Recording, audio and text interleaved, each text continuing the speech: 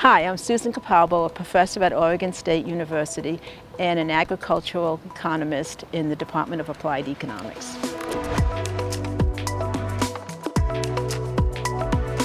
The past 3 to 5 years has awakened consumers, producers, and stakeholders to the realities of maintaining sustainable, affordable, and healthy food supply. Producing and bringing food from farm to table is a dynamic dance. The rhythm of this dance is interrupted by many uncertainties along the way, including unprecedented weather variations, environmental and political factors, prices, and changing stakeholder preferences. And also, it's been impacted by the many actors and players representing those who consume the products on the demand side and those who produce and distribute the food products, i.e. the supply side. These are the very supply chains that were disrupted during COVID and are constantly changing because of climate, technology, regulations, and policy. Consumers are also part of this food supply chain.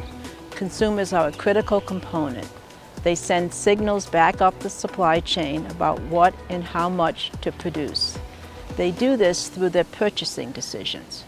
When the price of eggs skyrocketed early this year, remember that, going from $1.25 a dozen to well over $10 a dozen in some urban markets, consumers responded. When food safety concerns arise, such as outbreaks of Salmonella or E. coli, consumers often dramatically change their purchasing patterns. A food system is an interconnected set of biological, technological, economic, and social activities and processes. Food systems encompass the entire range of actors and their interconnected value-added activities. These actors, farmers, processors, and consumers, make decisions that shape the food system every day. Thus, economics is everywhere as we think through the food system and hopefully make smart choices about how we want our food to be grown and distributed. Making any sense of this system, for example, understanding the system, requires sorting through competing incentives, unintended impacts, and innovations, all of which have a fundamental economic dimension.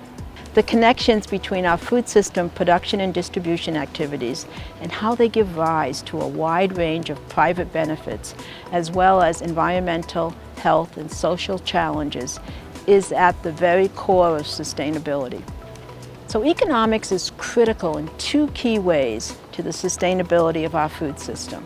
Within the logistics of the given food supply chain, production needs to be profitable or it will cease to continue.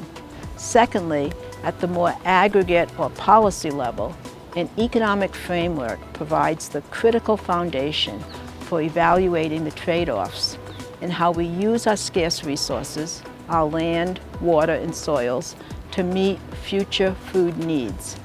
Much like the message Dr. Stearns provided in an earlier recording on agribusiness management, the current U.S. food system has evolved from simply focusing on providing more food to a complex system that is impacted by a diversity of goals, a diversity of actors and events as we transform raw products to consumption products, and by a broader commitment to the health of all consumers and the environment.